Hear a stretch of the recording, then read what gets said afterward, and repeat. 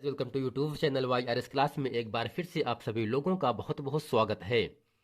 जैसा कि दोस्तों आज इस पूरे वीडियो में हम मॉडल पेपर हिंदी का क्लास 10, इसमें दोस्तों मैंने आप लोगों को प्रश्न नंबर 5 तक इसके पहले के वीडियो में अच्छे तरीके से पढ़ा दिया था। अगर आप वो वीडियो नहीं देखे हैं तो नीचे डिस्क्रिप्शन में लिंक दिया है, वहां जाकर आप इस वीडियो को देख सकते हैं। तो दोस्तों आज की इस पूरे वीडियो में हम प्रश्न नंबर 6, प्रश्न नंबर 6 का खा, प्रश्न नंबर 7 के जितने भी खंड हैं इस पूरे खंड में अच्छे तरीके से हम पढ़ने वाले हैं। तो दोस्तों प्रश्न नंबर 6 आपके सामने कह रहा है, यहां से कहा है दिए गए लेखकों में से किसी एक का जीवन परिचय लिखते हुए उनकी एक प्रमुख रचना का उल्लेख कीजिए। जैसा कि दोस्तों ये जो प्रश्न जो आपका जीवन परिचय लिखना है ये 3 नंबर के लिए होगा, जबकि प्रमुख रचना के साथ लिखने के लिए आपको 2 नंबर मिलेगा। अर्थात जब जीवन परिचय रचना भी लिखेंगे तब हमें दोस्तों 5 नंबर की प्राप्ति होती है। तो दोस्तों पहला क्या है, डॉक्टर राजेंद्र प्रसाद हैं, दूसरा है जयशंकर प्रसाद, तीसरा है आचार्य रामचंद्र शुक्ल जी हैं। दोस्तों हम करते क्या है, इन तीनों में दोस्तों जो आपको अच्छे तरीके से याद रहेगा उसको अच्छे तरीके से आपको लिख देना है और आपको 5 नंबर की प्राप्ति होगी। तो दोस्तों यहां से इन तीनों लेखकों में से हम जयशंकर प्रसाद जी का जीवन परिचय अच्छे तरीके से हम आपको बताते हैं। तो दोस्तों जयशंकर प्रसाद का जन्म कब हुआ था, 1889 ईस्वी को हुआ था। जबकि दोस्तों जयशंकर प्रसाद का जो मृत्यु हुआ था वह 1937 ईस्वी में हुआ था। और दोस्तों इनका जो जन्म स्थान है, यह कहाँ पैदा हुए थे, वह दोस्तों क्या है, काशी है। और दोस्तों जयशंकर प्रसाद के पिताजी का नाम क्या है, श्री देवी प्रसाद है। दोस्तों इन्होंने अन्य बातें में क्या क्या लिखा है, 12 वर्ष की अवस्था में पिता की मृत्यु हो गई थी, जीवन कष्टों में बीता। यानी दोस्तों जो जयशंकर प्रसाद हैं इनका जन्म 1889 ईस्वी को हुआ था और इनकी मृत्यु 1937 ईस्वी को हुआ था। और दोस्तों इनके पिता का नाम क्या है, श्री देवी प्रसाद है। और दोस्तों इन्होंने अपने जीवन में 12 वर्ष की अवस्था में ही इनके पिता का देहांत हो गया था। और दोस्तों इनका जो पूरा जीवन है वह कष्टों में व्यतीत हुआ। और दोस्तों काव्यगत विशेषताएं में क्या क्या है,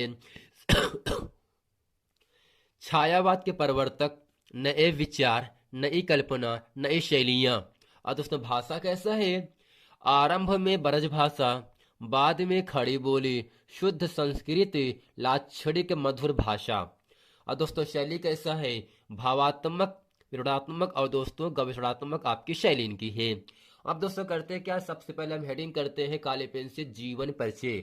और दोस्तों किसका जीवन परिचय है, बाबू जयशंकर प्रसाद का जीवन परिचय है। अब दोस्तों यहां से लिखेंगे और समझेंगे हम यहां से, बाबू जयशंकर प्रसाद जी का जन्म काशी के एक प्रतिष्ठित वैश्य परिवार में 1889 ईस्वी में हुआ था। यानी दोस्तों जयशंकर प्रसाद जी का जन्म काशी के एक प्रतिष्ठित वैश्य परिवार में 1889 ईस्वी को हुआ था। इनके पिता श्री देवी प्रसाद साहू सुगनी साहू के नाम से प्रख्यात यानी मशहूर थे। यानी दोस्तों इनके जो पिताजी थे वह देवी प्रसाद साहू अर्थात सुगनी साहू के नाम से क्या है दोस्तों, मशहूर है, प्रसिद्ध है, प्रख्यात है। उनकी दानशीलता और उदारता के कारण उनके यहाँ विद्वानों और कलाकारों का बराबर समादर हुआ करता था। इनकी शिक्षा का प्रारंभ घर पर ही हुई। संस्कृत, फारसी, उर्दू और हिंदी की शिक्षा इन्होंने घर पर ही स्व अध्याय से प्राप्त की अर्थात अपने आप पढ़ करके प्राप्त की। कुछ समय के लिए स्थानीय क्वींस कॉलेज में नाम लिखवाया गया। अर्थात दोस्तों जो बाबू जयशंकर प्रसाद हैं इनको जिस स्कूल में नाम लिखाया गया, जिस कॉलेज में, उसका नाम क्या है दोस्तों, क्वींस कॉलेज है। क्वींस कॉलेज में नाम लिखाया गया, किंतु वह 8वीं कक्षा के ऊपर नहीं पढ़ सके। 12 वर्ष की अल्पायु में ही, 12 वर्ष की आयु में ही इनके पिता का देहांत हो गया। पिता के देहांत के 2-3 वर्षों के भीतर यानी 2-3 सालों के अंदर ही इनकी माता का भी देहांत हो गया। और कुछ दिनों के बाद बड़े भाई शंभू रतन भी चल बसे, अर्थात वो भी इस दुनिया से चले गए। अर्थात दोस्तों 12 वर्ष की अल्पायु में ही इनके पिता का देहांत हो गया था। और पिता के देहांत के 2-3 वर्षों के बाद, 2-3 वर्षों के भीतर ही इनके माता का भी देहांत हो गया और कुछ दिनों के बाद बड़े भाई शंभुरत्न भी इस दुनिया से चले गए, अर्थात उनका भी दोस्तों क्या हो गया, देहांत हो गया। इस प्रकार 17 वर्ष की अल्पायु में इन्हें परिवार संचालन का भार संभालना पड़ा। अर्थात दोस्तों जब बाबू जयशंकर प्रसाद 17 वर्ष की अवस्था में थे तब परिवार का सारा बोझ इन पर आ पड़ा। इनका अधिकांश जीवन काशी में बीता, अर्थात बनारस में बीता। जीवन में 3-4 यात्राएं करने का अवसर मिला, जिसकी छाया उनकी कुछ रचनाओं में प्रतिभातित होती है। यक्षमा के कारण प्रसाद जी का देहांत 1937 ईस्वी को हो गया, अर्थात दोस्तों बाबू जयशंकर प्रसाद का जो मृत्यु हुआ था वह 1937 ईस्वी को हुआ था। अब दोस्तों हेडिंग करते हैं यहां से है रचना। दोस्तों प्रसाद जी ने काव्य, नाटक, कहानी, उपन्यास और निबंधों की रचना की। उनकी प्रमुख कृतियों का विवरण निम्न प्रकार है। अब दोस्तों पहला क्या यहां से है, नाटक है। अब दोस्तों नाटक में इन्होंने क्या क्या लिखा, जयशंकर प्रसाद जी ने स्कंदगुप्त, अजातशत्रु, चंद्रगुप्त, विशाख, धुरुस्वामिनी, कामना, राज्यश्री, जन्मेजय का नागयज्ञ, करुणालय, एक घूंट आदि प्रसिद्ध नाटक है। प्रसाद जी के नाटकों में भारतीय और पाश्चात्य कला का सुंदर समन्वय है।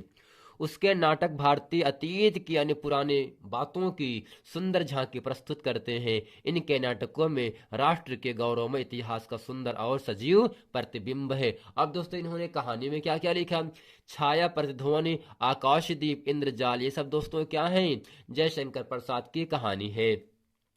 जी की सफल कहानियों के संग्रह हैं। इनकी आकाशदीप और पुरस्कार कहानियां विशेष प्रसिद्ध हैं।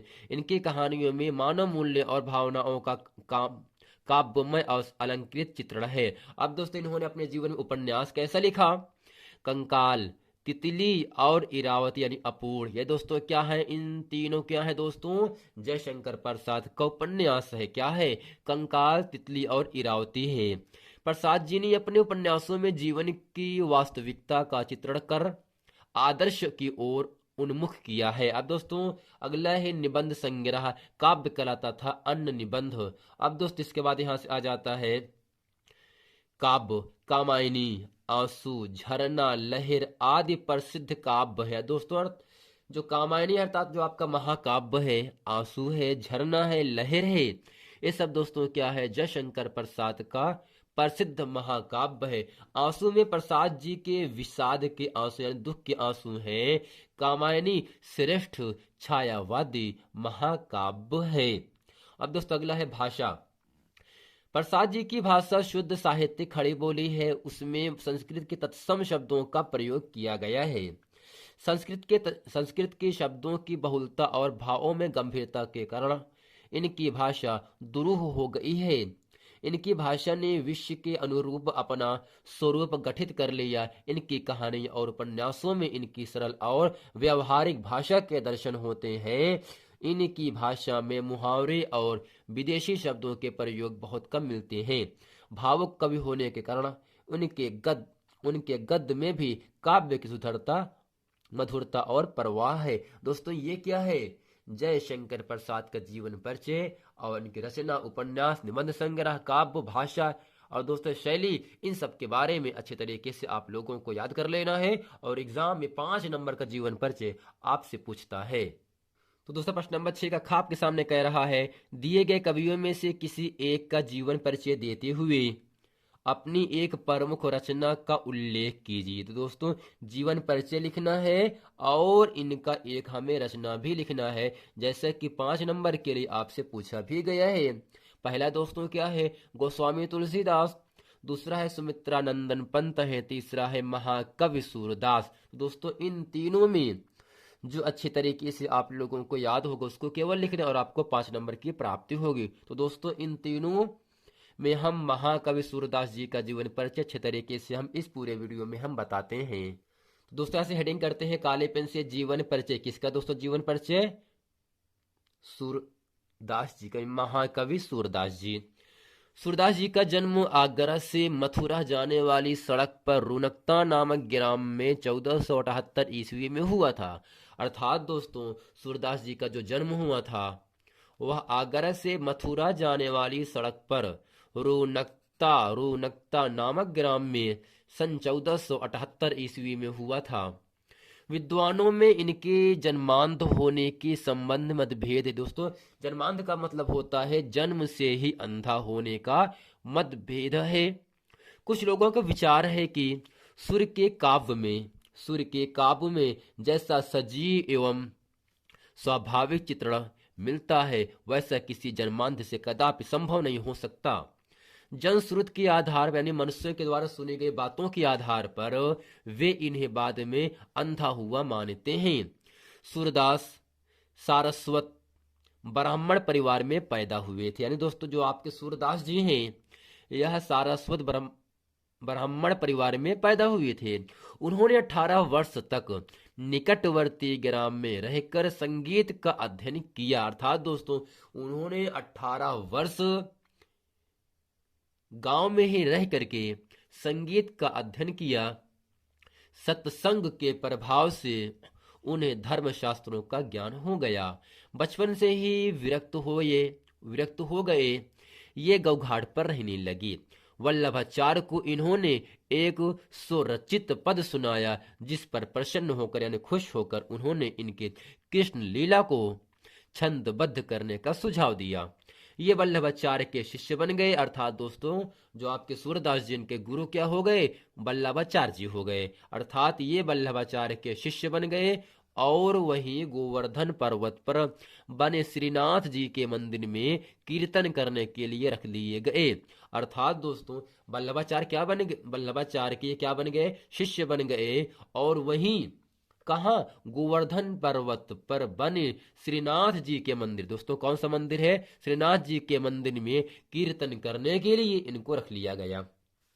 सूरदास जी अष्टछाप के सर्वश्रेष्ठ कवि हैं। अर्थात दोस्तों, आपसे पूछ सकते हैं नंबर के लिए सूरदास जी किसके कवि है श्रेष्ठ? तो आपको बता देना अष्टछाप के सर्वश्रेष्ठ कवि हैं।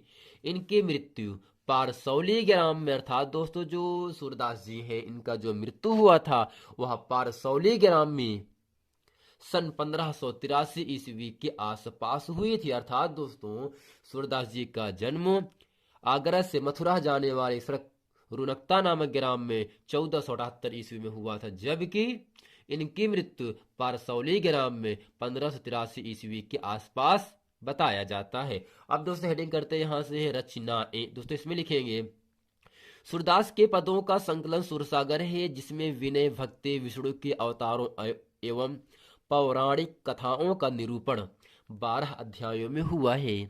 इसके अतिरिक्त सुर सारावली और साहित्य लहरी दो और अन्य रचनाएं सुर की लिखी बताई जाती है, किंतु सुर सागर के ही पदों को छोड़कर सुर सारावली और साहित्य लहरी में संकलित किया गया है। साहित्य लहरी में दृष्टकूट के पदों का संकलन सुर सागर में 1.25 लाख पद होने की संभावना है, किंतु अभी तक 5000 पद ही प्राप्त हो चुके हैं। दोस्तों ये क्या है? महाकवि सूरदास जी का जीवन परिचय है। इसको दोस्तों अच्छे तरीके से आप लोगों को पूरा याद कर लेना है और आपको 5 नंबर की प्राप्ति होगी। तो दोस्तों प्रश्न नंबर 7 आपके सामने कह रहा है अपनी पाठ्य पुस्तक में से कंठस्थ का मतलब याद किया हुआ कोई एक श्लोक लिखिए जो इस प्रश्न पत्र में न आया हो। जैसे कि दोस्तों जो आपका श्लोक आएगा, एक हो सकता है पेपर में दिया जाए, एक आपको याद भी करना है। तो हम आशा करते हैं 2 आपको याद कर लेना है। उन 2 में से हो सकता है पेपर में आ जाए, एक आप जो याद किए रहोगे उसको आपको लिखना पड़ेगा और आपको 2 नंबर की प्राप्ति होगी। दोस्तों आशा करते हैं प्रश्न नंबर 7 का जो श्लोक है इसको अच्छी तरीके से आप याद कर लोगे और उसको याद करके उसका जो आपका व्याख्या है उसको भी दोस्तों लिखना पड़ेगा। अब दोस्तों प्रश्न नंबर 8 आपके सामने यहाँ से कह रहा है निम्नलिखित में से किन्हीं 2 प्रश्नों का उत्तर संस्कृत में दीजिए। तो दोस्तों यहाँ से 4 प्रश्न हैं। इन 4 प्रश्नों में दोस्तों हमें केवल 2 प्रश्नों का उत्तर देना है, बस 2 प्रश्नों का उत्तर देना है। उन 2 प्रश्नों का उत्तर देना दोस्तों जो अच्छे तरीके से आपको याद हो। अब तो प्रश्न नंबर यहाँ से पहला है भारतीय संस्कृति मूल किम आसीत। अर्थात दोस्तों भारतीय संस्कृत का मूल क्या है, किम माने क्या, आसीत माने है। भारत संस्कृत का दोस्तों मूल क्या है। अब दोस्तों इसका उत्तर क्या होगा, विश्वस्य सृष्टा ईश्वर, विश्वस्य सृष्टा ईश्वरः एकः एवं अस्ति। दोस्तों इसका मतलब क्या होगा, विश्वस्य का मतलब होता है दोस्तों विश्व का, सृष्टा का मतलब होता है रचयिता, ईश्वर ईश्वर एकः एव अस्ति, एक ही है। अर्थात दोस्तों विश्वस्य सृष्टा ईश्वर एकः एव अस्ति, विश्व का रचिता ईश्वर एक ही है। अब दोस्तों अगला है, पुरुराजः का आसीत, पुरुराज कौन था। पुरुराजः एकः भारत वीरः आसीत, पुरुराज एक भारत वीर था। चंद्रशेखर का आसीत, चंद्रशेखर कौन था। चंद्रशेखर एक प्रसिद्ध क्रांतिकारी देशभक्त आसीत। चंद्रशेखर एक प्रसिद्ध क्रांतिकारी देशभक्त था। चंद्रशेखर एक प्रसिद्ध क्रांतिकारी देशभक्त आसीत। चंद्रशेखर एक प्रसिद्ध क्रांतिकारी देशभक्ति था। अब दोस्तों अगला प्रश्न आपके सामने कह रहा है, वीरः केन पूज्यते, वीर के द्वारा क्या पूजा जाता है। तो इसका उत्तर क्या होगा, वीरः वीरेण पूज्यते, वीर के द्वारा वीर पूजा जाता है। वीरः केन पूज्यते, वीर के द्वारा क्या पूजते हैं, वीरः वीरेण पूज्यते, वीर के द्वारा वीर पूजा जाता है। दोस्तों ये क्या है, प्रश्न नंबर 8 का चारों को अच्छे तरीके से मैंने लिख करके और इसका अर्थ क्या होता है अच्छे तरीके से बता दिया। और प्रश्न नंबर दोस्तों 9 कह रहा है, जो कि इस पूरे प्रश्न पत्र का अंतिम प्रश्न है, निम्नलिखित में से किसी एक विषय पर निबंध लिखिए। दोस्तों पहला क्या होगा, पर्यावरण संरक्षण के उपाय है। दूसरा है आतंकवाद कारण एवं निवारण। तो तीसरा है जनसंख्या यानी लाभ हानि नारी सशक्तिकरण है। दोस्तों जैसा कि प्रश्न नंबर 9 जो है 9 नंबर के लिए आपसे पूछा गया है और दोस्तों केवल 4-5 निबंध आपको दे देगा। इन चारों पांचों में जो अच्छे तरीके से आपको एक तैयार किए रहोगे उसको केवल लिखना है और आपको 9 नंबर की प्राप्ति होगी। और दोस्तों हम करते क्या है, अब दोस्तों इन चारों निबंधों में हम आपको बताते हैं यहाँ से पर्यावरण सुरक्षा क्या होगा। दोस्तों था पर्यावरण जो आपका संरक्षण है इसकी देखभाल हमें कैसी करनी चाहिए, इस पूरे वीडियो में हम अच्छे तरीके से आपको बताएंगे। अब दोस्तों इसमें लिखते हैं, संसार में अन्य प्राणियों की तरह मनुष्य ने भी प्रकृति की गोद में जन्म लिया है और प्रकृति से उत्पन्न सभी वस्तुएं उसकी चारों ओर घिरी हुई है, इसीलिए उन्हें पर्यावरण कहा जाता है। मिट्टी जलवायु वनस्पति पशु पक्षी कीड़े मकोड़े जीवाणु आदि पर्यावरण के कारण है। इनसे समस्त मानव जाति सर्वदा घिरी हुई यानी सभी घिरे हुए हैं। इनके द्वारा हमारी जीवन रक्षा भी होती है। आज का बुद्धिवादी मानव अपने विकास के लिए पर्यावरण या प्राकृतिक संपदाओं का विनाश कर रहा है, जिसके कारण सर्वत्र प्रदूषण उत्पन्न हो गया और प्राकृतिक पर्यावरण का संतुलन बिगड़ गया है, जिससे नाना प्रकार के यानी अनेकों प्रकार की बीमारियां उत्पन्न हो रही हैं और मनुष्य अनचाहे मृत्यु के मुंह में धंसता चला जा रहा है। फिर भी लोभी मनुष्य प्रकृति का साहचर्य त्याग कर वनों का विनाश करने में संलग्न है, लगा हुआ है, जबकि वनों से उसे लकड़ियां औषधि यानी दवाइयां फल आदि अनेक उपयोगी वस्तुएं प्राप्त होती हैं और प्राकृतिक आपदाओं जैसे बाढ़ भूस्खलन आदि से उसकी रक्षा होती है। पृथ्वी पर प्रतिदिन वायु प्रदूषण बढ़ता ही जा रहा है, क्योंकि वनस्पतियों के नस से ऑक्सीजन यानी प्राण वायु की कमी होती जा रही है और वायु की मालिन्यता दूर नहीं हो पा रही है। वृक्ष यानी पेड़ पौधे सूर्य की गर्मी कम करते हैं, वायु की गंदगी दूर करते हैं, भाप से वातावरण की नमी पैदा करते हैं, प्रतिवर्ष यानी हर साल प्रत्येक वर्ष पत्तियों को गिरावट उर्वरक उत्पन्न करते हैं, पृथ्वी के कटाव को रोकते हैं तथा पानी बरसाने में सहायक होते हैं। इनके बिना हमारी कितनी हानि हो रही है, यह भौतिकवादी मानव कल्पना भी नहीं कर पा रहा है। एक ओर मनुष्य वायु प्रदूषण को रोकने वाले वृक्षों का विनाश कर रहा है, तो दूसरी ओर प्रदूषण बढ़ाने वाले साधनों की वृद्धि करता जा रहा है। आज बड़ी बड़ी उद्योगशालाओं और वाहनों से निकले विषाक्त धुएं यानी जहरीले धुएं, नाना प्रकार के खनिज यानी पृथ्वी के अंदर से प्राप्त होने वाले पदार्थों को दोस्तों क्या कहते हैं? खनिज कहते हैं। जैसे पेट्रोल, डीजल, मिट्टी का जितने भी पदार्थ पृथ्वी से खुदाई करके प्राप्त होते हैं, वे सब दोस्तों खनिज कहलाते हैं। रासायनिक द्रव वातावरण को दूषित कर ऑक्सीजन विनष्ट कर रहे हैं। इन सब के प्रभाव से उनके ऐतिहासिक भवन पर दुरुस्त होते जा रहे हैं तथा नाना प्रकार की बीमारियां बढ़ रही हैं। जलवायु और वनस्पतियां भी अपनी स्वाभाविक गति से दूर रही हैं। और दोस्तों, पर्यावरण की हानि से जल प्रदूषण भी बढ़ता जा रहा है, जिससे जनसंख्या की वृद्धि एवं औद्योगिकीकरण इसके मुख्य कारण है। घरों के वाहित मल, कीटनाशीय पदार्थ एवं रासायनिक तेलों से नदी, सागर आदि के जल प्रदूषित होते जा रहे हैं, जिससे विश्व में महामारियां फैल रही है और लाखों लोग प्रतिवर्ष मृत्यु के शिकार हो रहे हैं।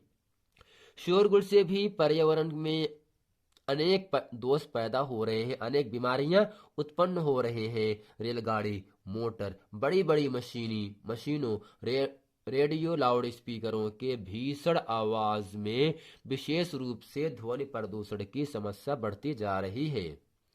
अति कोलाहल से बहरापन, मस्तिष्क यानी दिमाग विकार, रक्तचाप यानी ब्लड प्रेशर और हृदय रोग आदि बढ़ते जा रहे हैं। दोस्तों, ये क्या है? पर्यावरण सुरक्षा, अर्थात इसकी सुरक्षा हम किस प्रकार करते हैं। दोस्तों, इस पूरे वीडियो में पर्यावरण सुरक्षा को की निबंध मैंने अच्छे तरीके से इस पूरे वीडियो में आप लोगों को समझा दिया और आप लोगों को इसको अच्छे तरीके से समझ लेना है। तो दोस्तों, आशा करते हैं इस पूरे वीडियो में हम जितने प्रश्न आप लोगों को बताए हैं, वे सभी प्रश्न आप लोगों को समझ में आ गया होगा। मिलते हैं फ्रेंड नेक्स्ट वीडियो में, तब तक के लिए थैंक यू।